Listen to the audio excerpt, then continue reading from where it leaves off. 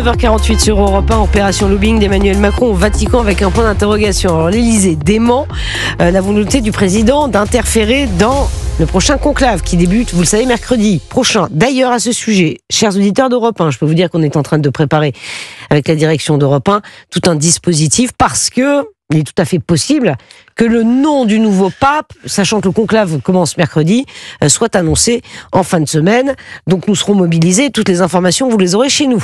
Voilà, ça c'est important de le dire. Je l'ai dit, dès qu'il y a une fumée blanche, Europe 1 est mobilisé, on passe en édition spéciale, bien entendu. Puis les spécialistes sont ici. Et les spécialistes moi j'ai découvert Olivier d'Artigol, vaticaniste. Ça me passionne. Je ne m'y attends, mais je vous jure. Je suis devenu une personne ressource. Il sait tout sur tout. Regardez, le conclave le plus long. Le plus long, 2 ans et 4 mois. Et 9 mois. En quelle année ? Ah là, je l'ai plus. 1271. Oui, c'est ça, c'était au Moyen-Âge. Combien de jours pour Jean-Paul Ier ? Alors là, Jules Torres, vous allez chercher les ennuis.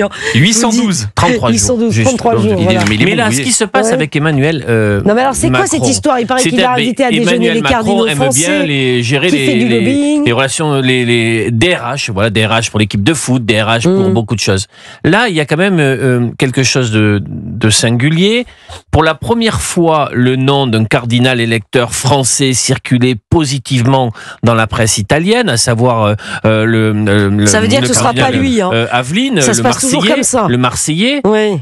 Et voilà Tipa. Voilà.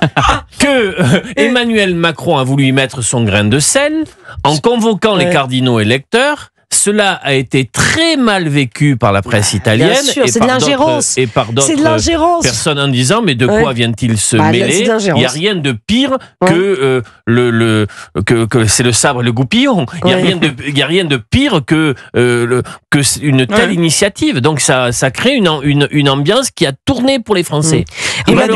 Emmanuel Macron ne peut pas s'empêcher de s'immiscer dans tous les jeux de pouvoir. Et s'il y a un jeu de pouvoir qui attise les passions, qui intéresse les politiques particulièrement, c'est bien des conclaves, puisque c'est quelque chose qu'on ne connaît pas dans une vie. En moyenne, on connaît 3 à 4 conclaves. C'est pas une élection présidentielle qui a lieu tous les 5 ans. Et c'est la raison pour laquelle je pense Emmanuel Macron ne peut pas s'empêcher, de faire peser sa ligne. Sa ligne, quelle est-elle ?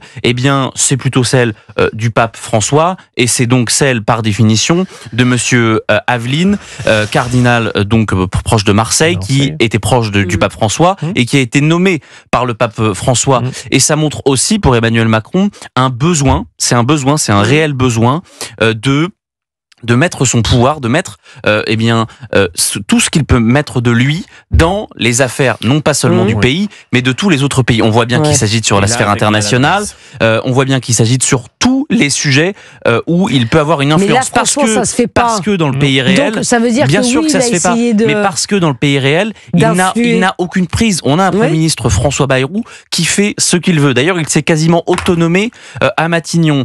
Sur le national, il n'a aucune capacité de rebond, donc il essaye de peser du mieux qu'il peut, enfin du mieux, c'est entre guillemets, évidemment, mais ça donne des situations un petit peu ubuesques où, en effet, je comprends que la presse italienne, s'étonne de l'activisme du président de la République. Évidemment, l'Élysée met de grosses pincettes, font des démentis, mais honnêtement, pour qui connaît le président de la République, Emmanuel Macron, on sait très bien qu'il adore ce genre de jeu. En tout cas, on ne sait pas, on n'est pas dans le secret des dieux ou là des cieux, on ne sait pas s'ils ont véritablement évoqué le prochain conclave. En tout cas, l'effet produit, qu'il ait fait ou pas, l'effet produit est catastrophique. J'ai lu attentivement la presse autour de presse italienne, que vous lisez bien l'italien. Mais en tout cas, est-ce qu'il y a un autre chef d'État présent pour les obsèques de François qui a réuni les cardinaux électeurs de son pays, de sa nationalité? Je ne crois. Mais ça vous a dérangé, Olivier? Non, ce qui me dérange, c'est qu'il quitte la cérémonie. On voit, il y a une photo catastrophique où le président de la République et son épouse ont quitté la cérémonie avant la fin pour pouvoir. Il y a des choses qui ne se font pas. Et le fait qu'il puisse rester, il n'arrive pas, mais il a été comme ça depuis 2017.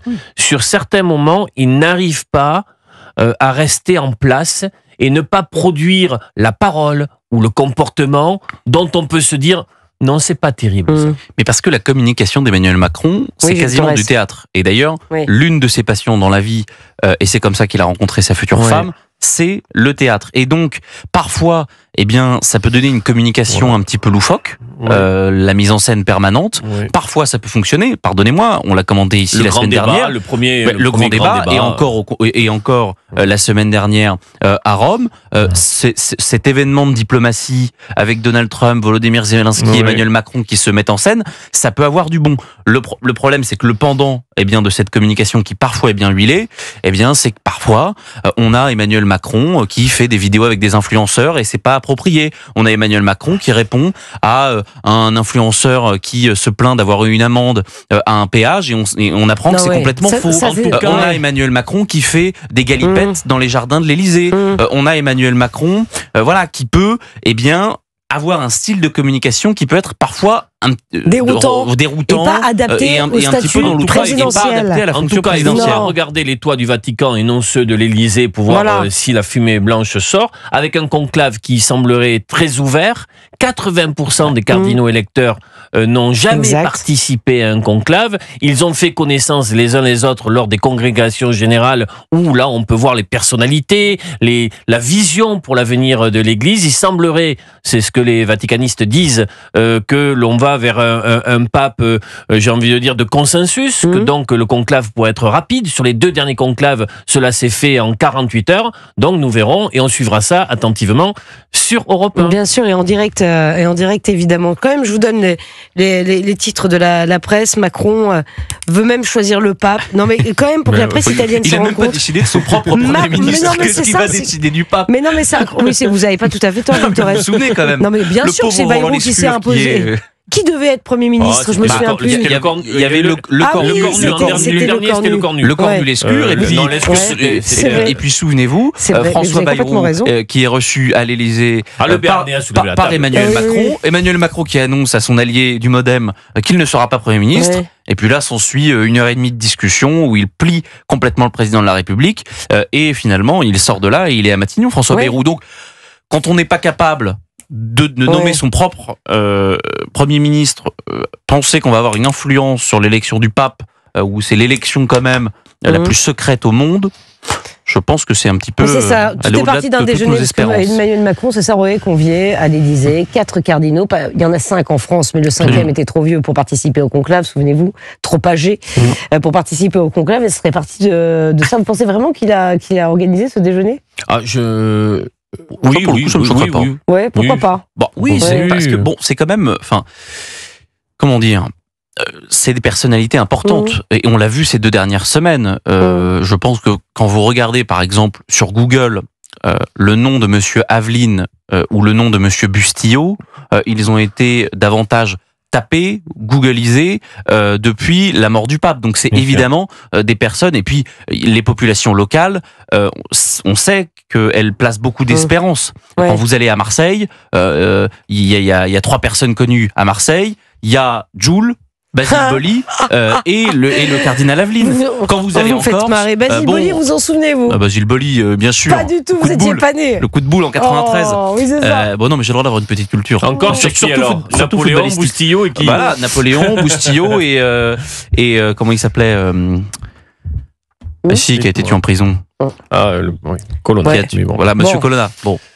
Écoutez, on verra ça la semaine prochaine. Peut-être qu'on aura le nom d'un... C'est passionnant. Mais non, mais c'est passionnant, c'est vrai. C'est organisé comme Olivier D'Artigol, vous serez là. C'est la semaine prochaine. Les anciens congrès du Parti communiste en Union soviétique. Non, il y a des choses très comparables. On sera là vendredi, samedi. Ah oui, vous serez là. Vous serez là.